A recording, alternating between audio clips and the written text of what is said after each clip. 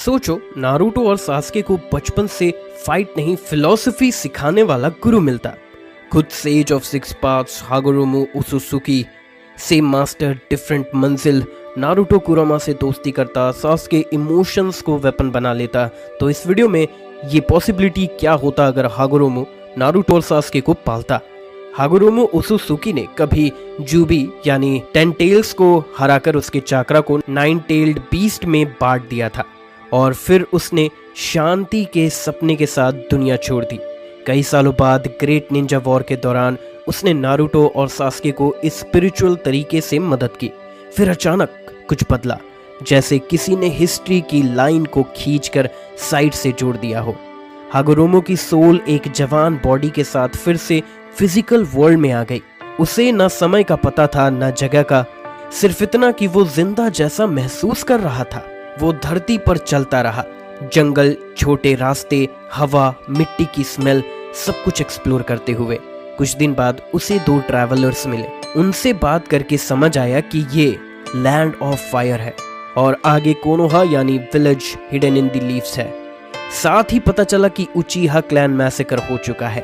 ये सुनते ही हागोरोमो को अंदाजा हो गया कि वो किसी ऐसे फेज में आ चुका है जहां नारुतो और सास्के अभी बच्चे होंगे। उसने डायरेक्शन फिक्स की और कोनोहा की तरफ चल दिया।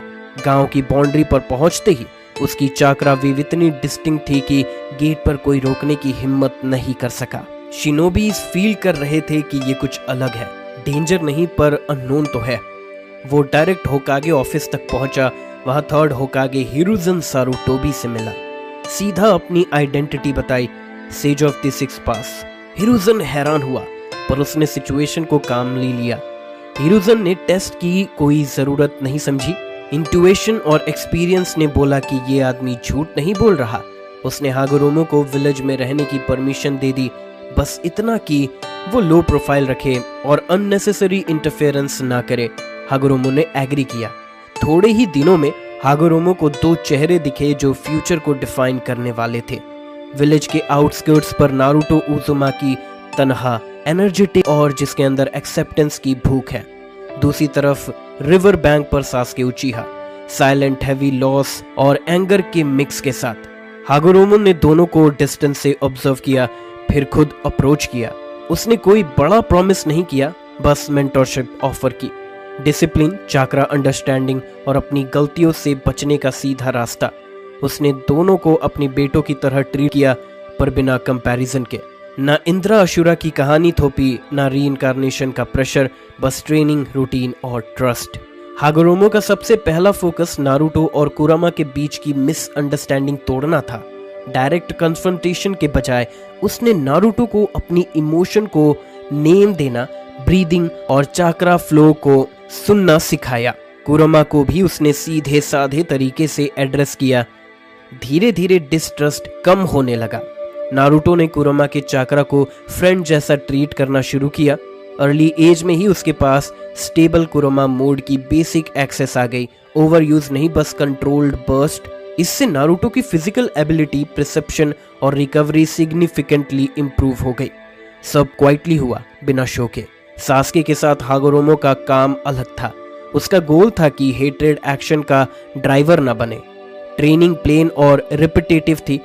आइस ट्रेन मैनेजमेंट, शारिंगन के लिए माइक्रो फुटवर्क और काम डिसीजन लूप्स। सास्के ने सीखा कि स्पीड का मतलब हमेशा रश नहीं होता। उसने अपनी बॉडी को गुस्सा और फोकस के बीच डिफरेंस सिखाया। ग्रेजुअली उसके अंदर का वेट हल्का होने लगा। नारुतो के साथ उसका बॉन्ड नेचुरल बना, राइवलरी से ज्यादा कंपेनियनशिप वाली डायरेक्शन में। दोनों के बीच ट्रस्ट प्रैक्टिकल था। स्पारिंग, मिशंस, सिंपल मील्स और छोटी जीत हार की नॉर्मल बातें। हागोरोमो कोनोहा में क्वाइटली सेटल हो गया। लोग उसे वाइज एल्डर जैसे देखने लगे, जो सिंपल वर्ड्स में बात करता, जो हेल्प करता लेकिन अटेंशन नहीं चाहता। कभी कभी एकेडमी के बच्चों को बेसिक्स पढ़ाता, मार्केट में लोगों को स्मॉल डिस्प्यूट्स रिजॉल्व करवा देता, ओल्ड शिनोबी से बैठकर टैक्टिक्स डिस्कस करता। उसकी प्रेजेंस से विलेज का टेम्परेचर हल्का सा कूल लगता। टाइम आगे बढ़ा। नारुतो, सास्के और साकुरा गेनिन बन गए। Team 7 under Kakashi Hatake. Missions शुरू हुए और ट्रेनिंग का आउटपुट विजिबल होने लगा। ज़ाबुज़ा और हाकू के अगेंस्ट मिशन पर टीम 7 डिसिप्लिन्ड रही। नारुतो ने कुरामा चाक्रा के कंट्रोल यूज किया बिना ओवरडूइंग, बस जब जरूरत हो। सास्के ने मिरर jutsu के अगेंस्ट एंगल्स को ब्रेक किया, अपने एनालिसिस पे रिलाई करके। ककाशी को टीम कोऑर्डिनेट करने में आसानी लगी। रिजल्ट्स, मिशन एफिशिएंट रहा, अननेसेसरी डैमेज अवॉइड हुआ। ज़ाबुज़ा और हाकू के केस में आउटकम ट्रैजिक ग्लोरिफिकेशन नहीं बनाया गया, बस एक मिशन जो कंप्लीट हुआ, जहां सबको अपनी लिमिट और कॉस्ट समझ आई। एग्जाम शुरू हुआ। फॉरेस्ट ऑफ डेथ में ओरोची मारू ने सास्के पर कर्स मार्क लगा दिया। पैनिक के बजाय हागोरोमो की अर्लियर कंडीशनिंग का इफेक्ट दिख गया। सास्के ने मार्क का पुश फील किया, लेकिन खुद को एंकर किया। टीम ने सर्वाइवल ओरिएंटेड डिसीजंस लिए। टूर्नामेंट स्टेज पर नारुतो ने अपोनेंट्स को क्लीन प्लानिंग से हराया, स्पीड और चाक्रा कंट्रोल से। साकुरा ने भी स्मार्ट कॉल्स किए, डिफेंस और टीम वर्क के साथ। फाइनल्स के दौरान ओरोची मारू ने विलेज पर अटैक किया। हागोरोमो ने डायरेक्ट कन्फ्रंटेशन अवॉइड करना चाहा, पर सिविलियन सेफ्टी प्रायोरिटी थी। उसने फ्रंट लाइन पर जाके ओरोची मारू को ओवर पावर नहीं बल्कि न्यूट्रलाइज किया, एक डीप सील जिससे उसकी मोबिलिटी और एक्सेस काफी टाइम के लिए बंद हो गई। हिरुजन सेफ रहा और ज्यादा डैमेज नहीं हुआ। विलेज ने रिलीफ महसूस किया, उसकी रिस्पेक्ट बढ़ी, बस इतना ही। पोस्ट इन्वेजन हागोरोमो ने दोनों स्टूडेंट्स को स्टीडीली आगे बढ़ाया। नारुतो ने कुरामा के साथ कोऑपरेशन डीपन किया। सास्के ने शारिंगन के हायर पैटर्न्स को स्टेबल रखना सीखा। दोनों के बीच कोलैबोरेशन एक्सरसाइजेस जैसे switch role, silent communications, blindfold drills. Team की नेचुरल फ्रेंडशिप रियल थी, ना फोर्स्ड ना मेलोड्रामा। धीरे धीरे अकात्सुकी एक्टिव होने लगती है। बीजू कैप्चर के पैटर्न को हागोरोमो समझता है। उसने नारुतो और सास्के को अब हाई रिस्क सिनेरियोस के लिए मेंटली प्रिपेयर किया, एस्केप रूट्स, डिकॉयज और पेशेंस सिखाया। इस दौरान ब्लैक ज़ेत्सु ने सेज की रिटर्न को सेंस किया और वो घबरा गया। इताची की ट्रूथ और उस तक पहुंचा, ये सब सास्के के लिए अनअवॉइडेबल था। एक दिन वो विलेज से निकल गया। इस टाइमलाइन में नारुतो अलग नहीं हुआ, वो साथ गया सपोर्ट के रूप में। इताची तक पहुंचने में टाइम लगा, पर जब तक फेस ऑफ हुआ सास्के मेंटली ग्राउंडेड था। इताची के मरने के बाद सच सामने आया, पेनफुल लेकिन क्लियर। ओबिटो ने इंटरवीन करके मैनिपुलेट करना चाहा, पर हागोरोमो की ट्रेनिंग और नारुतो की प्रेजेंट कंपेनियनशिप ने गैप नहीं आने दिया। सास्के का मांगेक्यो शारिंगन अवेकन हुआ, पर वो हेटरेट लूप में नहीं गिरा। बाद में इताची की आईज ट्रांसप्लांट हुई और उसका इटर्नल मांगेक्यो शारिंगन एक्टिवेट हुआ। दोनों वापस कोनोहा आ गए।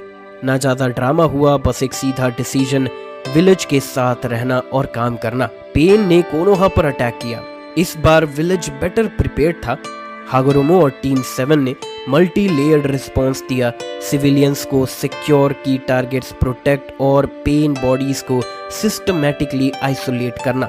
नागोटो का गॉड कॉम्प्लेक्स नैरेटिव यहाँ लंबा नहीं चला।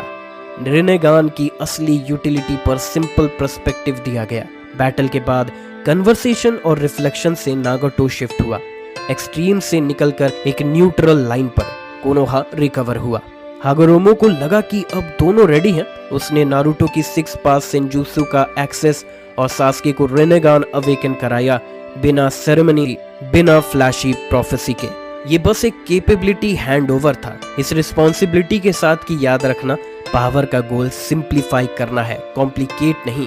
ओबिटो ने कोनान को मारा, नागाटो का रेनेगान लिया और काबुटो के साथ मिलकर प्लान्स बनाए। हागोरोमो ने ओबिटो को डायरेक्टली कन्फ्रंट किया, उसकी चॉइसेस को मिरर कराया। ओबिटो ने अपनी गलती को एक्सेप्ट किया और बैक ऑफ किया। ब्लैक ज़ेत्सु को हागोरोमो ने ट्रैक करके सील कर दिया, जिससे उसका लॉन्ग टर्म इंटरफेरेंस बंद हो गया। पैरेलल में नारुतो और सास्के ने काबुटो और एडो मादारा को न्यूट्रलाइज किया। कभी सिंगल हैंडेड हीरोइक्स नहीं, बस कंबाइंड टैक्टिक्स, क्लियर टारगेट्स और पेशेंस के साथ। इन्फिनिट सुकुयोमी का रूट यहीं ब्लंट हो गया। हागोरोमो ने 9 बीजू को फ्री किया, ओनरशिप के बजाय पार्टनरशिप वाली क्लैरिटी के साथ। नारुतो कुरामा रिलेशनशिप अब ओपन और म्यूचुअल थी। विलेज और टेल बीस के बीच अननेसेसरी फियर खत्म हुआ। क्रॉस विलेज कोऑर्डिनेशन इंप्रूव हुई। हिरुzen ने स्मूथली लीडरशिप ककाशी को हैंडओवर की। हागोरोमो ने कभी होकागे पोजीशन नहीं ली, वो गांव का मेंटर फिगर ही रहा। क्वाइटली लोगों की हेल्प करता, सिस्टम्स को स्ट्रेंथन करता और नेक्स्ट जनरेशन के लिए स्पेस छोड़ता। टाइम के साथ मोमोशिकी और किनशिकी अर्थ पर आए। इस बार उन्हें एक कोऑर्डिनेटेड जवाब मिला, Hagoromo Naruto Sasuke. Fight straightforward रही, एनालिसिस, काउंटर्स, टाइमिंग, ये सब कुछ परफेक्ट था। स्पेक्टेकल के बजाय एफिशिएंसी और उन्हें हरा दिया। इशिकी ने अपना मूव किया। उन्होंने उनके वेसल डायनामिक्स और कॉम्बैट स्टाइल को स्टडी करके लेयर्ड स्ट्रैटेजी यूज की।